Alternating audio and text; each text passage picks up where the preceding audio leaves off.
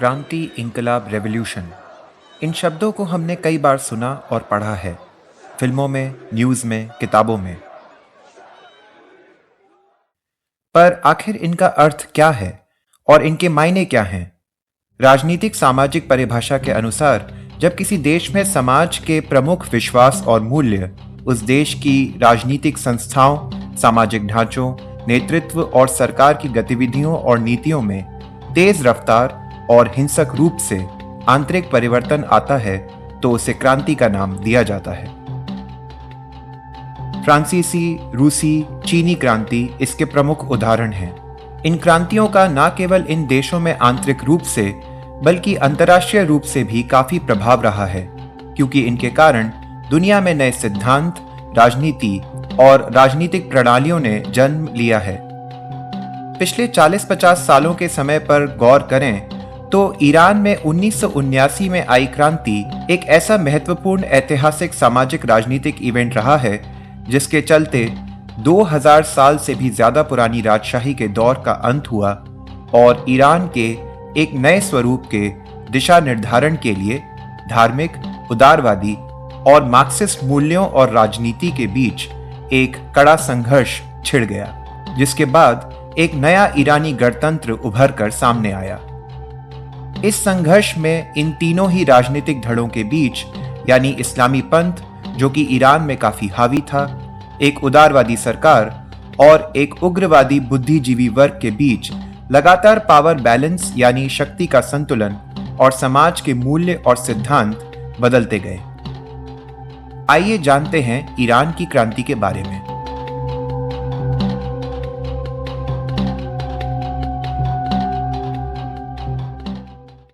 Iran की क्रांति को बेहतर तरीके से समझने के लिए पहले हमें जानना होगा कि 1979 में ईरान में हुई क्रांति से पहले किसकी सत्ता थी और उसका इतिहास क्या था।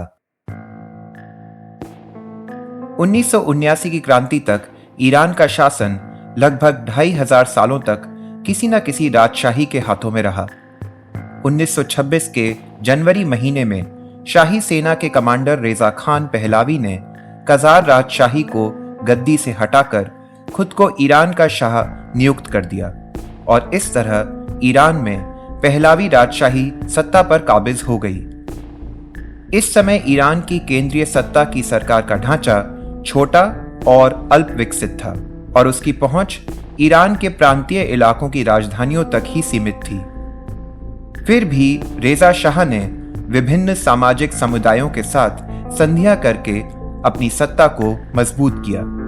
सत्ता संभालने के बाद से सन 1941 तक रेजा शाह ने अपना पूरा ध्यान एक मजबूत केंद्रीकृत सत्ता बनाने में लगा दिया, जिसके 3 आधार थे। एक मजबूत सेना, एक सरकारी तंत्र जिसकी पहुंच बहुत विस्तृत थी और एक अत्यधिक केंद्रीकृत न्याय प्रणाली। हालांकि 1941 में एलाइड फोर्सेस यानी द्वितीय विश्व युद्ध में जर्मनी, इटली और जापान के खिलाफ लड़े ब्रिटेन, सोवियत रूस आदि देशों ने रेजा शाह को गद्दी छोड़ने पर मजबूर कर दिया और उनकी जगह उनके बेटे मोहम्मद रेजा पहलावी ने गद्दी संभाल ली। रेजा शाह की मजबूत सत्ता के 3 स्तंभ यानी सेना, सरकारी तंत्र और न्याय प्रणाली तब और अधिक ताकतवर बन गए जब मोहम्मद रेजा शाह ने 1953 में तख्ता पलटकर ईरान के प्रधानमंत्री मोहम्मद मोसद्देक को हटाकर पूरी सत्ता अपने हाथों में ले ली और अपने पिता की केंद्रीकृत सत्ता बनाने की नीति को पुनर्जीवित कर दिया। मोहम्मद रेजा शाह ने अपने कार्यकाल में बहुत से काम किए जिनमें आंतरिक सुरक्षा बलों को और भी अधिक मजबूत करना प्रमुख था, जिसके तहत राष्ट्रीय सुरक्षा और सूचना संगठन बना, जो जल्द ही सावाक के नाम से एक कुख्यात संस्था बनकर उभरी। अगर बात करें सरकारी तंत्र की, तो ये ईरान के इतिहास में पहली बार था कि एक केंद्रीय सत्ता राज्य ने अपनी पहुंच ग्रामीण स्तर तक बना ली थी। इस दौरान राष्ट्रीय तेल कंपनी, केंद्रीय बैंक और राष्ट्रीय ईरानी रेडियो और टेलीविजन संगठन जैसी कई संस्थाओं की स्थापना हुई। साथ ही चैरिटेबल पहलावी फाउंडेशन का भी निर्माण हुआ। इस वीडियो की सभी जानकारी का मुख्य स्रोत रेडिकल इस्लाम इरानियन मुजाहिदीन किताब के लेखक एरवान अब्राहमियन लिखते हैं कि शाही परिवार द्वारा पहलावी फाउंडेशन का इस्तेमाल मुख्य रूप से टैक्स बचाने और एक मोटी सालाना बचत के लिए किया जाता था। 1979 तक आते आते पहलावी सत्ता और उससे जुड़ी सभी संस्थाएं मिलकर राज्य के कुल बजट का आधा हिस्सा सरकारी कर्मचारियों पर खर्च कर रहे थे और लगभग 16 लाख लोगों को प्रत्यक्ष और परोक्ष रूप से नौकरी पर रखे हुए थे। इस प्रकार एक सर्वशक्तिशाली, अति केंद्रीकृत और सर्वव्यापी राज्य बनाकर पहलावी वंश ने ईरान की सभी राजनीतिक रूप से मुखर सामाजिक शक्तियों यानी पुराने जमींदार रईस, आधुनिक बुद्धिजीवी वर्ग और परंपरागत बाजारी मध्यम वर्ग को अपने से दूर कर दिया। राजशाही के पुराने जमींदार रईसों का समर्थन खोने के कई कारण थे। पहला कारण था कि सत्ता जमींदार परिवारों के दबदबे वाली संसद से हटकर शाही दरबार के हाथों में जा चुकी थी, जहां केवल शाह की चलती थी। दूसरा कारण था कि केंद्रीय सरकारी तंत्र के विस्तार ने प्रांतीय रसूखदारों को कमजोर कर दिया था। तीसरा और आखिरी कारण था कि 1960 के भूमि सुधार यानी भूमि वितरण के कार्यक्रमों ने बटाईदारी की खेती प्रणाली की जगह दिहाड़ी मजदूरी की प्रणाली को स्थापित कर दिया था और इस कारण जमींदार और कृषक वर्ग के बीच के पारंपरिक संबंध खत्म हो गए थे। जहां तक बात है बुद्धिजीवी वर्ग की, तो पहलावी राजशाही ने भले ही ऐसी कई नीतियों को लागू किया था जो आधुनिक बुद्धिजीवी वर्ग को पसंद थीं, जैसे कि एक शक्तिशाली केंद्रीकृत राज्य का विकास करना, आधुनिक उद्योग की स्थापना करना और आधुनिक शिक्षा प्रणाली का विस्तार करना, पर मोहम्मद रेजा शाह के कई स्वार्थी काम जैसे कि निजी संपत्ति में भारी बढ़ोतरी, संविधान को कमजोर करना और शायद सबसे संगीन कजार राजशाही को हटाना बुद्धिजीवी वर्ग और शाह के बीच अलगाव का कारण बने। बात करें पारंपरिक मध्यम वर्ग की, तो पहलावी राजशाही के साथ उनके संबंध काफी जटिल थे। कभी उनके बीच एक अप्रत्यक्ष संधि रहती थी तो कभी प्रत्यक्ष दुश्मनी। ऐसा इसलिए था क्योंकि धार्मिक गुरुओं का तबका मध्यम वर्ग का एक बड़ा हिस्सा था। इस तबके के शहरी बाजारों से पारिवारिक, व्यावसायिक, आर्थिक, ऐतिहासिक और वैचारिक संबंध थे। तो जहां एक ओर पहलावी राजशाही द्वारा कानून व्यवस्था की स्थापना करना, आंतरिक व्यापार की मदद करना, राजशाही को बनाए रखना और शरिया कानून को लागू करने का वादा करना धार्मिक तबके को पसंद आता था, वहीं दूसरी ओर राजशाही की सेक्युलर यानी इहलोकवादी नीतियां, जैसे कि धार्मिक न्याय तंत्र की जगह राजकीय न्याय तंत्र की स्थापना करना, बड़ी मस्जिदों को पर्यटकों के लिए खोल देना, धर्म विरोधी सामग्री को प्रकाशित होने देना आदि उनकी नाराजगी का कारण भी बना। इसके अलावा 1970 के दशक तक आते आते ईरान की अर्थव्यवस्था दुनिया की सबसे असंतुलित अर्थव्यवस्थाओं में से एक बन चुकी थी। इसके कारण थे अति विकसित हथियारों पर संसाधनों की भारी मात्रा में फिजूल खर्ची और भूमि सुधार कार्यक्रमों की उत्पादकता और ग्रामीण जनता के आर्थिक उद्धार में नाकामी। इनके चलते शाह का समाज के विभिन्न हिस्सों से अलगाव होना स्वाभाविक हो गया था। पर पहलावी राजशाही की इस्लाम को लेकर क्या नीति थी? पहलावी राजशाही ने ईरान में समाजवादी विचारधारा और खासकर मार्क्सवाद की अपील को कम करने के लिए इस्लाम को बढ़ावा दिया। इस नीति के तहत उन्होंने धार्मिक विचारकों, जिनमें मेहंदी बाजारगान का नाम प्रमुख है, को इस्लामिक छात्र संगठन अंजुमाने इस्लामी दानिशजुआन को बनाने की स्वीकृति दी। साथ ही रूढ़िवादी प्रचारकों जैसे कि फख्र अल दीन हिजाजी को मास मीडिया यानी जनसंपर्क मीडिया से जोड़ा और धार्मिक संस्थानों को मस्जिदों, दान संस्थाओं और प्रार्थना सभाओं को स्थापित करने की स्वीकृति दी। इन सब नीतियों का उन्हें फायदा भी हुआ, क्योंकि ऊंचे दर्जे के धार्मिक गुरुओं के तबके ने इसके बदले में उनको अपना समर्थन दिया। इस दौरान शाह और उलेमा इतने नजदीक आ चुके थे कि आयतोला तालेगानी, जो पहलावी राजशाही के खिलाफ ईरान की स्वतंत्रता आंदोलन के संस्थापकों में से एक थे, उनके एक करीबी ने एक बार ये तक कहा था कि धार्मिक तबका पहलावी सत्ता का एक स्तंभ बन चुका था। हालांकि 60 के दशक तक आते आते इस खास रिश्ते में दरारें आनी शुरू हो गईं। इसके दो विशेष कारण थे। पहला था 1962 की श्वेत क्रांति, जिसके तहत कई आधुनिकीकरण के कार्यक्रम शुरू किए गए, जिनमें शामिल थे भूमि सुधार कार्यक्रम, जिसके कारण सामंतों और कामगारों के बीच के संबंध टूट चुके थे, और नई चुनावी प्रणाली का अमल, जिसका लाभ महिलाओं तक भी पहुंचा था। साथ ही बहाई धर्म को एक वैध धर्म का दर्जा भी मिला। दूसरा कारण था वरिष्ठ धर्मगुरु आयतोला बोरुजेर्दी की मृत्यु, जिसके बाद प्रमुख धर्मगुरुओं में उनकी जगह भरने की स्पर्धा शुरू हो गई। इन धर्मगुरुओं में सबसे महत्वपूर्ण थे आयतोला रूहुल्लाह मुसावी खोमेनी, जो बाद में क्रांति की एक अमिट पहचान बनकर उभरे। 60 के दशक में खोमेनी 64 साल के थे और प्रमुख धर्मगुरुओं में सबसे युवा थे। इससे पहले उन्होंने 1943 में राजनीति में प्रवेश किया था। बोरुजेर्दी की मृत्यु के बाद वो दोबारा राजनीति में दाखिल हुए और शाह की सत्ता का पुरजोर विरोध करने लगे।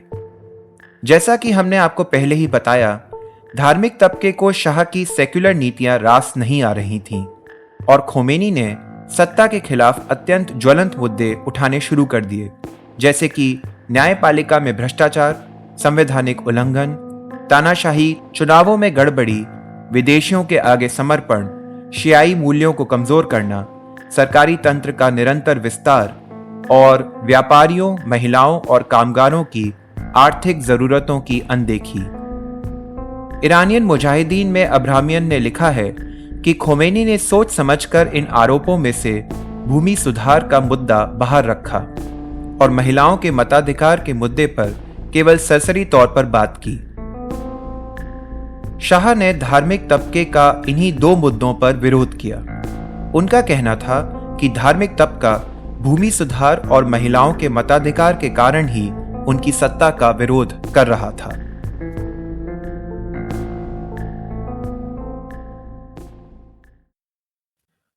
तो अब तक हमने 1979 में ईरान में आई क्रांति के पहले की तस्वीर को देखा।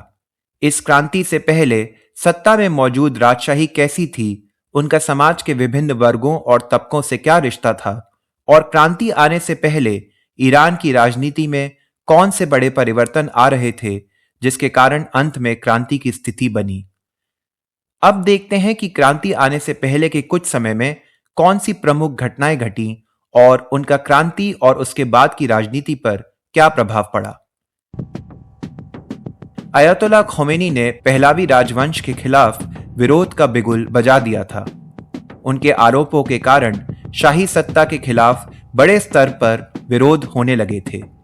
खासकर मुहर्रम के जुलूस में निहत्थे प्रदर्शनकारी तेहरान, कोम, मशहद, तबरीज, शिराज और इस्फहान की सड़कों पर इमाम हुसैन हमें अन्याय से बचाओ जैसे नारों के साथ निकल पड़े थे। यह गौर करने लायक बात है कि राजशाही के तख्ता पलट के पहले और उसके बाद के पूरे घटनाक्रम में शाही सत्ता के खिलाफ धार्मिक नारों का काफी इस्तेमाल हुआ, जिसमें मुहर्रम के जुलूस ने एक अहम भूमिका निभाई। ये जुलूस जनता को एक साथ लामबंद करने का माध्यम बने और इस तरह एक धार्मिक अनुष्ठान शाही सत्ता के खिलाफ विरोध प्रदर्शन का सबसे मजबूत तरीका बन गया।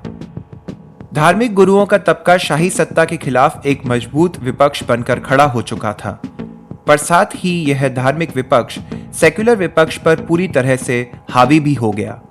इस दौरान सेक्युलर विपक्ष का झुकाव कभी ईरान के मार्क्सिस्ट लेनिनिस्ट कम्युनिस्ट दल टूडे पार्टी की ओर रहता और कभी नेशनल फ्रंट ऑफ ईरान की ओर, जो ईरान का सबसे बड़ा लोकतांत्रिक समर्थक दल था, जिसकी स्थापना ईरान के पूर्व प्रधानमंत्री मोहम्मद मोसद्देक ने की थी, जिन्हें 1953 में गद्दी से हटाकर मोहम्मद रेजा पहलावी ने ईरानी सत्ता अपने हाथ में ली थी।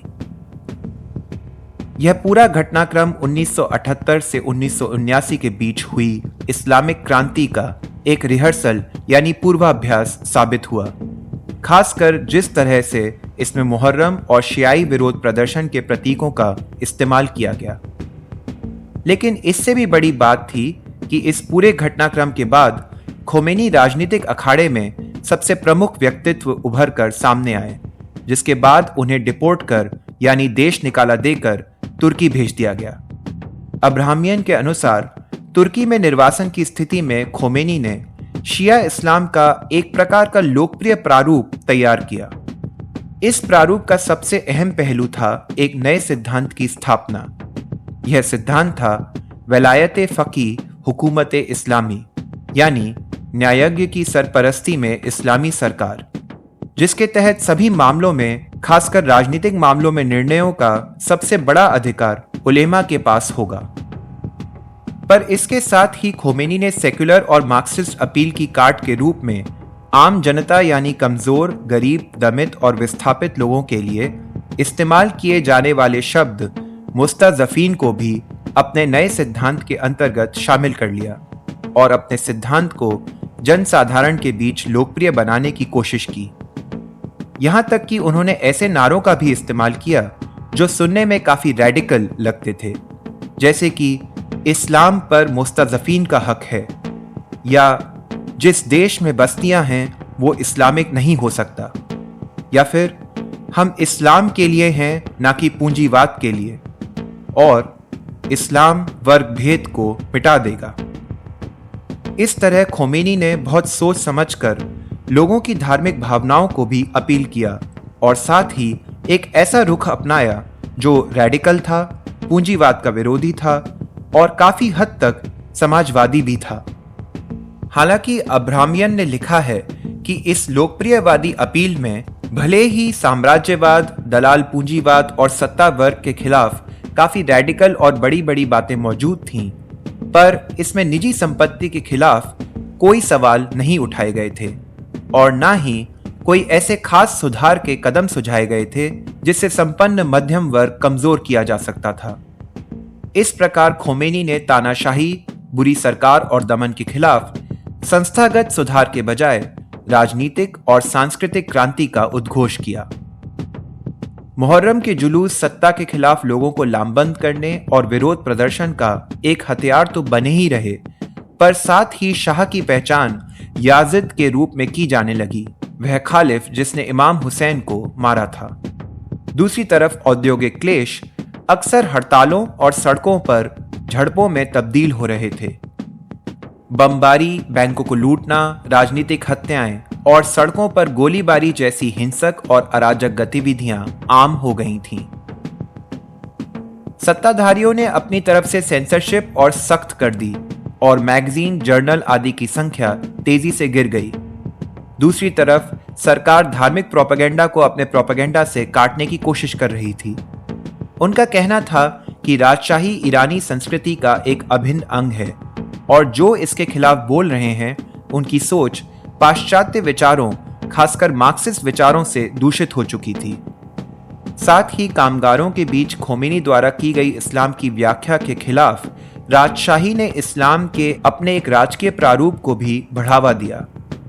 इस कारण धार्मिक विरोध और तेज हो गए और खोमेनी के अनुगामियों को अधिक से अधिक जेलों में डाला जाने लगा। वहीं जहां एक तरफ रेडिकल धर्मगुरु इमाम हुसैन के नाम को गरीबों के नायक के रूप में आगे कर एक वर्गहीन समाज की स्थापना की वकालत कर रहे थे, वहीं दूसरी तरफ लोकप्रियतावादी धार्मिक तबका खोमेनी को एक महान नायक के रूप में महिमा मंडित कर एक इस्लामिक गणतंत्र की स्थापना की कवायद कर रहे थे। गौरतलब है कि एक धार्मिक समूह द्वारा इस तरह की मांग इस पूरे घटनाक्रम में पहली बार की जा रही थी। साल 1975 के मार्च महीने में शाह ने ईरान की 2 दलीय राजनीतिक प्रणाली को भंग कर दिया। हालांकि वास्तव में ये केवल नाम के लिए ही 2 दलीय प्रणाली थी, क्योंकि असल ताकत मोहम्मद रेजा पहलवी के हाथ में ही थी। बहरहाल अब मोहम्मद रेजा ने सीधे तौर पर ईरान में एक दलीय राजनीतिक प्रणाली की स्थापना कर दी और वह एक दल था हिज़्ब-ए रस्ताखिज़, यानी पुनरुत्थान दल। उन्होंने यह भी घोषित कर दिया कि देश प्रेम के नाते ये नागरिकों का कर्तव्य था कि वो नए दल के सदस्य बने, वरना कम्युनिस्ट होने के आरोप में जेल जाएं या फिर देश से निकाल दिए जाएं। साल 1965 से प्रधानमंत्री का पद संभाल रहे आमिर अब्बास होवेदा को इस नए दल का अध्यक्ष नियुक्त किया गया।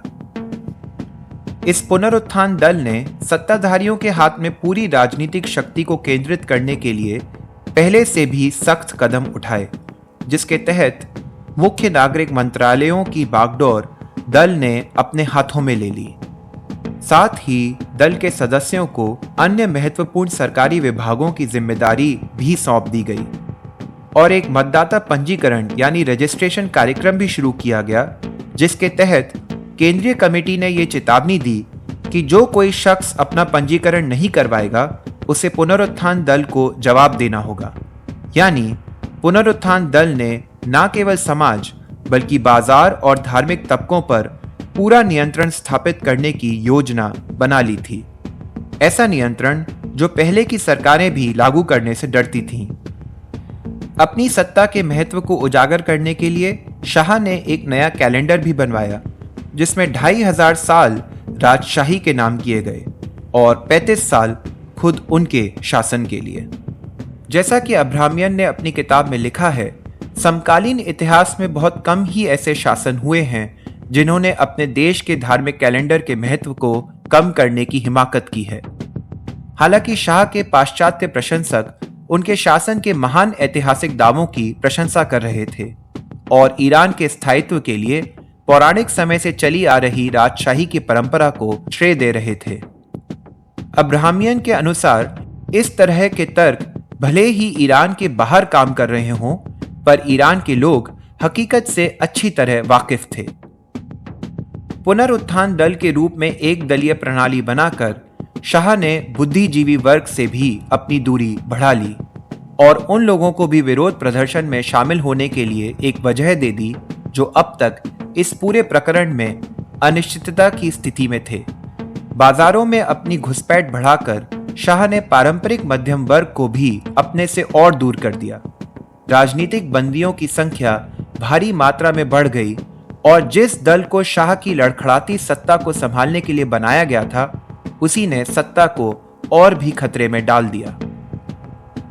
इस घटनाक्रम के बीच जनवरी 1978 में एक अर्ध सरकारी अखबार इत्तेलात में संपादकीय छपा, जिसमें विपक्षीय धार्मिक तबके पर क्रोधपूर्ण और नासमझी भरा आक्रमण किया गया।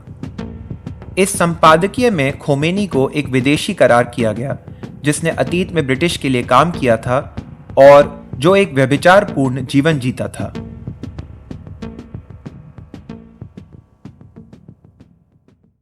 ये आरोप एक भारी विरोध प्रदर्शन का कारण बन गए, जिनमें सत्ताधारियों से मांग की गई कि वो इन आरोपों के लिए माफी मांगे। खासकर कोम में विरोध प्रदर्शन हिंसक हो गए, जिसमें सरकार के हिसाब से कुछ लोगों की और विपक्ष के हिसाब से कई लोगों की जान चली गई।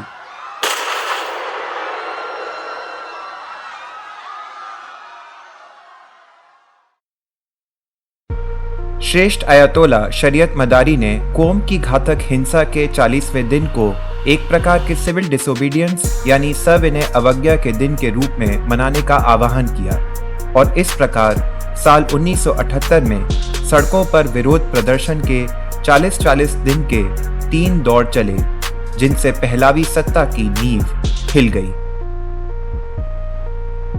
पहला दौर शुरू हुआ 18 फरवरी को, जिसमें प्रमुख बाजार और विश्वविद्यालय बंद किए गए और शोक सभाएं और शांतिपूर्ण विरोध प्रदर्शन का आयोजन किया गया। पर तबरीज में हिंसक क्रांति का एक और चक्र शुरू हो गया, जिसमें और भी अधिक मौतें हुईं, जिसके कारण 29 मार्च को 40 दिन के विरोध का दूसरा दौर शुरू हो गया। इस बार आमतौर पर शांतिपूर्ण रहा विरोध प्रदर्शन कई शहरों में अचानक हिंसक हो गया, जिसमें कई लोग मारे गए और 10 मई को 40 दिन के विरोध का तीसरा दौर शुरू हो गया। पर इस बार विरोध प्रदर्शन 24 शहरों में हिंसक और खूनी हो गया। आधिकारिक जानकारी के हिसाब से इन 3 40-40 दिन के विरोध के दौर में कुल 22 लोग मारे गए थे और 200 लोग घायल हुए थे। पर विपक्ष का दावा था कि लगभग 250 लोगों ने अपनी जान गंवाई थी और 600 लोग घायल हुए थे।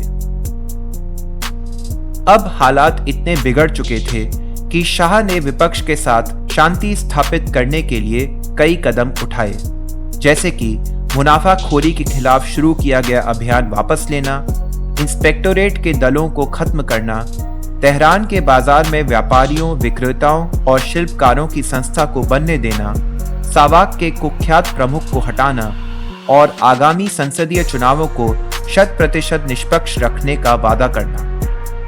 साथ ही उन्होंने शरीयत मदारी के घर पर किए गए हमले के लिए माफी भी मांगी और 1975 में हिरासत में लिए गए कुछ धर्मगुरुओं और बाजारियों को रिहा भी कर दिया।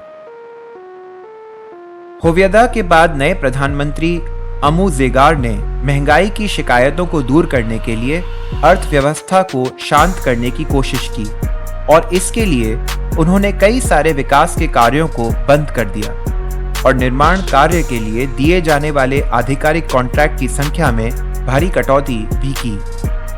इन कदमों के द्वारा शासन ने एक कृत्रिम आर्थिक तंगी की रचना की और महंगाई को नियंत्रित किया, पर इससे राजनीतिक आर्थिक संकट कम होने के बजाय और भी बढ़ गया। असल में आर्थिक संकट के मूल कारणों को दूर करने के लिए कुछ नहीं किया गया था। वहीं आर्थिक मंदी के कारण जनता की आय में कमी आ गई और खासकर निर्माण क्षेत्र के गरीब मजदूर वर्ग में बेरोजगारी में भारी इजाफा हो गया। इसके चलते व्यथित मध्यम वर्ग और मजदूर वर्ग ने शासन के खिलाफ विरोध प्रदर्शन शुरू कर दिया। अब्राहमियन लिखते हैं कि 1978 की मंदी ने आगे के शासन का दिशा निर्धारण किया। अब न केवल शाह के गद्दी छोड़ने के लिए मांग उठनी शुरू हो गई, पर साथ ही खोमेनी को इमाम के रूप में भी देखा जाने लगा। ये खास बात थी क्योंकि ईरान की जनता द्वारा पहली बार एक जीवित इंसान को इतनी प्रभावशाली पदवी से नवाजा गया था। एक बार फिर सभी धार्मिक अनुष्ठान विरोध प्रदर्शन का जरिया बन गए। स्थिति को हाथ से निकलते देख शाह ने फिर से सख्त कदम उठाने का फैसला किया। उन्होंने कई शहरों में मार्शल लॉ यानी सैन्य शासन लागू कर दिया और विपक्षी नेताओं को हिरासत में लिए जाने के आदेश दे दिए। साथ ही जनसभाओं और सड़क पर होने वाले विरोध प्रदर्शनों पर पूरी तरह से प्रतिबंध लगा दिया। सत्ता और विरोधियों के बीच बहुत बार लड़ाइयां भी हुई, पर सबसे बुरा आमना सामना हुआ 8 सितंबर के दिन, जिसमें कई मौतें हुईं और इसके चलते इस तारीख को एक काले दिन के रूप में याद किया गया, जिसके बाद एक तूफान उठ खड़ा हुआ क्योंकि अब समझौते की सारी संभावनाएं खत्म हो चुकी थीं और एक ही रास्ता बचा था, पूरी तरह से तख्ता पलट। शाह की सत्ता के मुख्य स्तंभों में से एक सरकारी तंत्र ने पूरे देश में फैली हड़तालों की लहर के कारण मध्यम वर्ग के साथ हाथ मिला लिया। मुहर्रम के महीने के तसुआ और आशुरा के दिन भीड़ ने सरकार से कई सारी विशिष्ट मांगों की घोषणा की। इस प्रकार विपक्ष ने यह प्रदर्शित कर दिया कि ईरान में अब एक वैकल्पिक सरकार बन चुकी थी। नतीजन शाह ने बेहद बिगड़ी हुई बात को संभालने के लिए कुछ कदम उठाए, जिसमें शामिल था पुनरुत्थान दल को भंग करना और खोमेनी को ईरान में वापस आने देना। साथ ही शाह ने राष्ट्रीय चैनल पर जाकर अपनी पिछली गलतियों के लिए माफी भी मांगी और सेक्युलर विपक्ष के दल नेशनल फ्रंट के साथ मिलकर राष्ट्रीय स्तर पर सुलह के रूप में एक सरकार बनाने का प्रस्ताव भी दिया। पर नेशनल फ्रंट के अधिकांश नेताओं ने इस प्रस्ताव को ठुकरा दिया क्योंकि उन्हें मालूम था कि बिना खोमेनी के समर्थन के ऐसी सरकार की सफलता मुश्किल थी। अब एक ही विकल्प बचा था और वो था मोहम्मद रेजा शाह का गद्दी छोड़ना, जो उन्होंने आखिरकार 16 जनवरी 1979 को छोड़ दी। 1 फरवरी को खोमेनी एक हीरो के रूप में वापस ईरान लौट आए, पर जहां देश के भविष्य को लेकर निर्णय करने के लिए एक क्रांतिकारी परिषद का गठन हुआ, वहीं बातचीत के दौरान सड़क पर बात फिर से हाथ से निकल गई। वायुसेना के कुछ सिपाहियों और टेक्नीशियंस ने शाह की राजकीय सेना के खिलाफ विद्रोह कर दिया।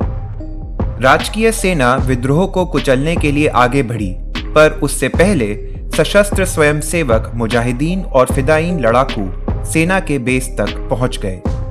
दोनों धड़ों के बीच एक लंबी लड़ाई छिड़ गई। कई लोकल पुलिस स्टेशनों पर हमला हुआ और शहरों में जगह जगह हथियार पहुंच गए। धार्मिक गुरुओं का तबका भी जो अब तक क्रांति का दिशा निर्धारण करता आ रहा था, इस लड़ाई को रुकवाने की अपील में नाकाम रहा। सेना को शाह की सत्ता का पक्ष छोड़ने पर मजबूर होना पड़ा। शाह द्वारा नियुक्त आखिरी प्रधानमंत्री शपूर बख्तियार भी देश छोड़कर भाग गए और इस तरह पहलावी राजशाही के शासन की आखिरी निशानी भी ईरान की सत्ता के पटल से हट गई।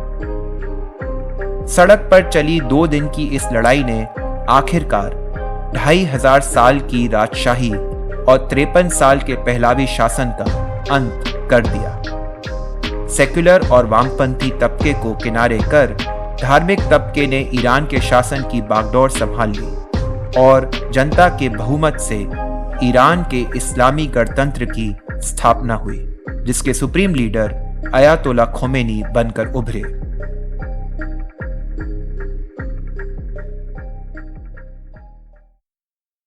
ईरानी क्रांति की कहानी को केवल एक कहानी के रूप में देखने से बेहतर है कि हम उसके राजनीतिक समीकरणों को भी समझें। जैसा कि हमने देखा, ईरान की क्रांति के कारण आर्थिक भी थे, सामाजिक भी थे और प्रशासनिक भी थे। लेकिन पहलावी राजशाही के लिए बात तब बिगड़ी जब उसके धार्मिक तबके से संबंध खराब होने लगे, क्योंकि धार्मिक तबके का समाज के हर एक पहलू में दखल था। जैसे जैसे उनके बीच बात बिगड़ती गई, समाज में शाह के खिलाफ विरोध के स्वर तेज होते गए और खोमेनी ने धार्मिक तबके का नेता बनकर क्रांति की बागडोर अपने हाथों में संभाल ली। पर सेक्युलर और वामपंथी तबके ईरानी क्रांति के बाद खाली हुई सत्ता को जीतने की स्पर्धा में राजनीतिक धार्मिक तबके का मुकाबला क्यों नहीं कर सके? ऐसा इसलिए हुआ क्योंकि धार्मिक तबके को सेक्युलर और वामपंथी एवं मार्क्सिस्ट तबके के मुकाबले एक बड़ा फायदा था, और वो ये कि धार्मिक तबका धार्मिक भावनाओं को अपील करने के साथ साथ सामाजिक आर्थिक मुद्दों को भी उठा सकता था और जरूरत पड़ने पर एक समाजवादी अपील भी कर सकता था। धार्मिक गुरु मजदूर, कामगार और गरीबों की मांगों को उठाते रहे और सत्ता का विरोध करते रहे। हालांकि उन्होंने इन मांगों को और इस विरोध को इस्लामिक माइथोलॉजी या धार्मिक नैरेटिव में गढ़ा और इस कारण उनकी अपील आम जनता के बीच और भी लोकप्रिय हो गई। वहीं दूसरी तरफ वामपंथी केवल समाजवादी और मार्क्सिस्ट सिद्धांतों और मुद्दों को लेकर ही राजनीति कर सकते थे। सेक्युलर यानी इहलोकवादी होने के कारण उनके पास धार्मिक भावनाओं या नैरेटिव को लेकर अपील करने का विकल्प नहीं था, जिससे वो धर्म से जुड़ी जनता के उतने पास नहीं पहुंच सकते थे जितने कि धार्मिक राजनेता पहुंच जाते थे। देखा जाए तो ये बात लगभग सभी देशों के समाजों पर आज के समय में भी लागू होती है और शायद हमेशा होती रहेंगी। धर्म की पहुंच केवल मुद्दों तक ही सीमित नहीं थी।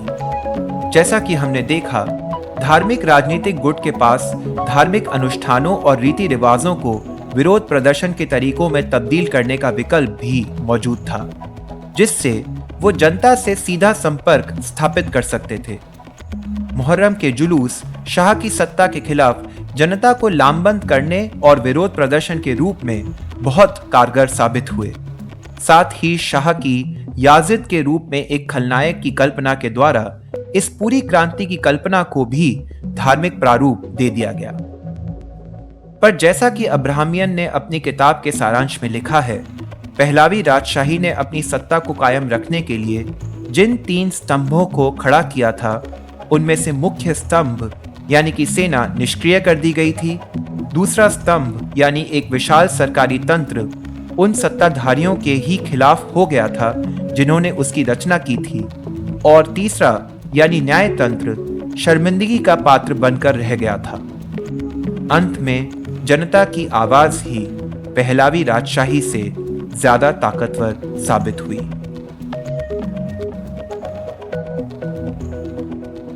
इस वीडियो में दी गई जानकारी के स्रोत के बारे में और जानने के लिए वीडियो के डिस्क्रिप्शन को जरूर देखें।